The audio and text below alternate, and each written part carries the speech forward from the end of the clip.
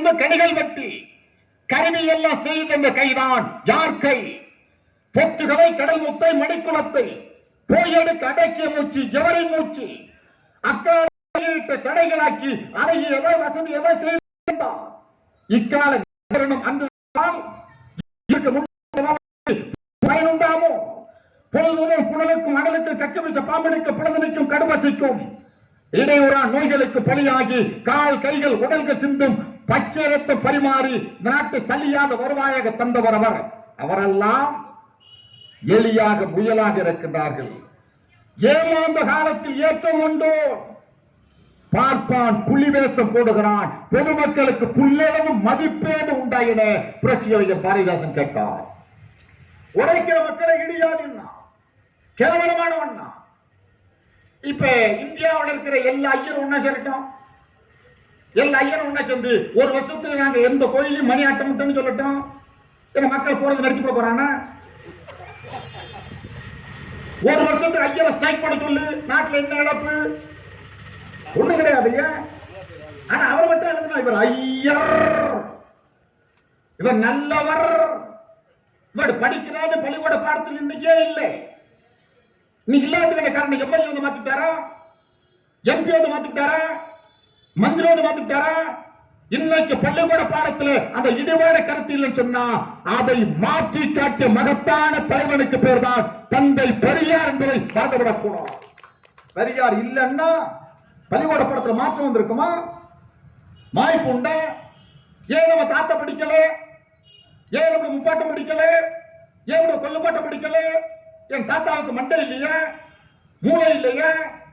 படிக்க கூடாதுன்னா தாத்தா படிக்கல. நீ பேரை படிச்சிருக்கான் BA, BS, MS, MPhil. யாராலே? பெரியாரால். பெரியார் இல்லைன்னா நமக்கு இந்த வாய்ப்பு உண்டா? யோசிச்சு பாருங்க.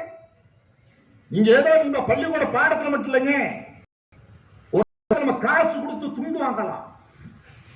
வாங்குற துண்ட கக்கத்துல வைக்கலாமே தவிர, இடுப்புல கட்டாலாமே தவிர, தோல்ல போற உரிமை இருந்துச்சா?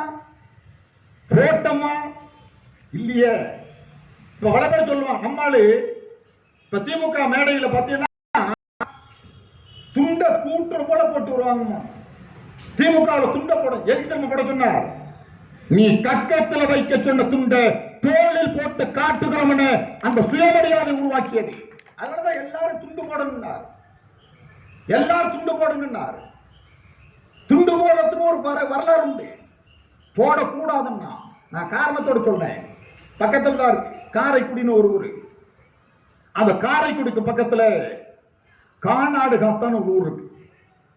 அந்த கானாடு காத்தாங்கிற ஊர்ல வசிக்கக்கூடிய மக்கள் அத்தனை பேரும் நாட்டுக்கோட்டை செட்டியார், செல்வ செழிப்பானவங்க, பெரிய கோடீஸ்வரன். அவங்க வீட்டுல ஒரு திருமணம்.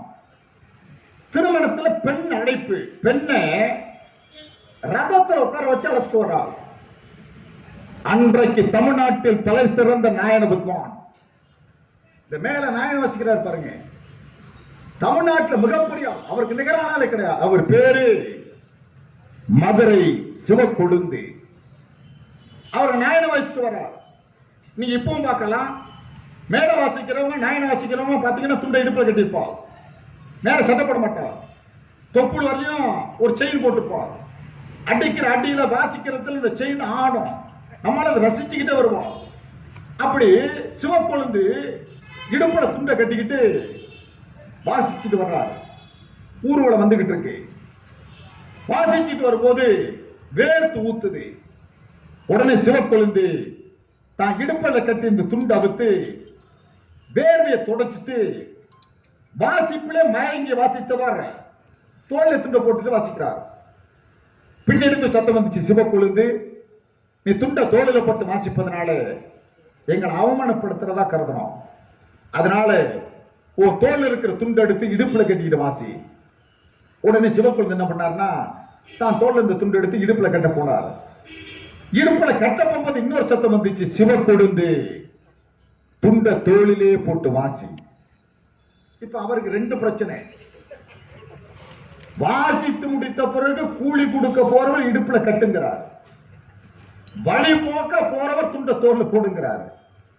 துண்ட தோளில போட்டு வாசிக்கணும்னு சொன்னவர் யார் தெரியுமா? அவர்தான் தந்தை பெரியாரின் தத்துவத்தின் தளபதியாக.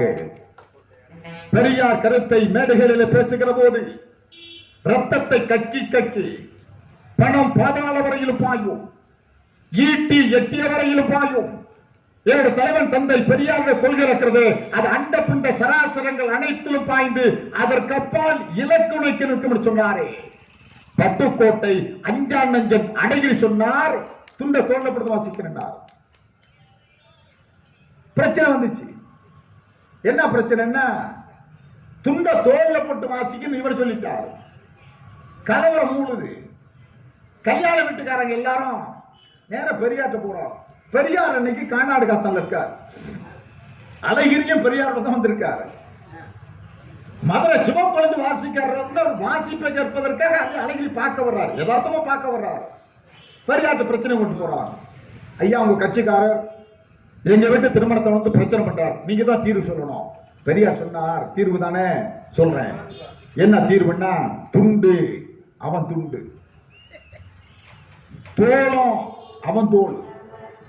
துண்ட தோளில போடணுமா இடுப்புல கட்டுமான்னு முடிவு பண்ண வேண்டியது சிவக்கொழுந்து தானே ஒழிய வேறு எவருக்கும் அந்த உரிமை கிடையாதுன்னு சொன்ன தலைவன் பெரியார். பெரியார் இல்லைன்னா துண்ட தோல்ல போற உரிமை உண்டா?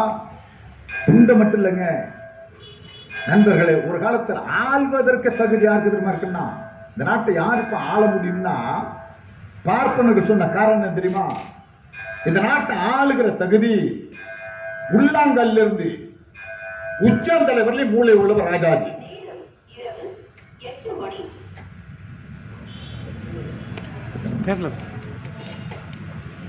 உள்ளாங்கல் எங்களுக்குன்னு ஒரு பண்பாடு உண்டு.